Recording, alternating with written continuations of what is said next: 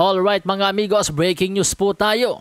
Premier Boxing Champions o PBC, tatanggalin na rin ng Amazon o hihiwalayan na ng Amazon sa Mayo. Ang sakla po niyan mga amigos, sapagkat mawawalan na naman ng tahanan ang Premier Boxing Champions o PBC na kinabibilangan ng dalawang sikat na boksingerong sina Gervonta Tank Davis at David Benavides. Matatandaan noong nakaraang taon ng Disyembre iniwan din ang PBC ng Showtime. Tapos ngayon, isa na namang higanting kumpanya ang tatalikod sa PBC. Ito po, basahin natin yung mismong report. Being told by a rock-solid source that Amazon Prime will be dropping PBC Boxing in May, as PBC has failed to hit minimum pay-per-view numbers. This will be the 12th platform that has permanently disassociated themselves from PBC since the inception of PBC in March 2015. Another Al Haymon fumble.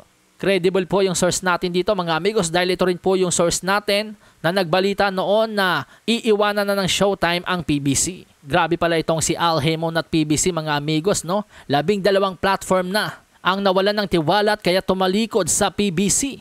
Kabilang ang NBC, Fox Sports, Showtime at ngayon naman Amazon Prime. Maging si Golden Boy Promotion CEO Oscar De La Hoya, yan po ang sinasabi kay Al Haymon ng PBC. Kaya daw po mahirap kadil itong si Al Haymon dahil ang ugali daw po nito mga amigos, yung gusto niya dapat ang palaging nasusunod. Kaya ngayong mawawala na ng tahanan ng PBC, duda daw po si De La Hoya na iwe-welcome ng DAZN itong PBC dahil nga po sa ugali ni Al Haymon. He ruined the relationship with NBC, ruined the relationship with Fox. He spent Showtime's money. So every network he goes to, he just ruins it. Samantala sa iba pang balita, since sa October pa ang rematch ni Ryan Garcia at Devin Haney. Magkakaroon daw po ng separate fights sa April or May itong si Ryan Garcia at Devin Haney pero same event daw po.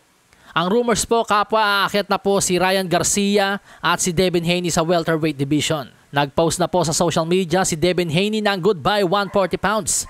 Ang mga kumakalat na balita, ang magiging kalaban ni Devin Haney ay si former Unified World Super Lightweight Champion Jose Carlos Ramirez. At ang makakalaban naman daw po ni Ryan Garcia ay kundi daw po si Isaac Pitbull Cruz ay si Teofimo Lopez.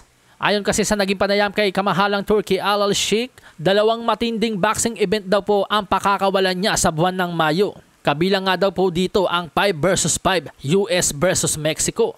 So kung pagbabasihan po natin, Devin Haney US, Jose Carlos Ramirez Mexico, Ryan Garcia USA din po ang nire-represent niyan kahit silipin natin sa BoxRec, at syempre Isaac Pitbull Cruz Mexico ang daladala niyan. May rumors din na posibleng si Teofimo Lopez ay may bukod na laban din dahil ang nire-represent din po ni Teofimo Lopez ay USA. At ang rumors na yan mga amigos ay hatid po ng mapagkakatiwalaang source na si Eli Sekbak. Sa hinang baraha, patunayan mo sa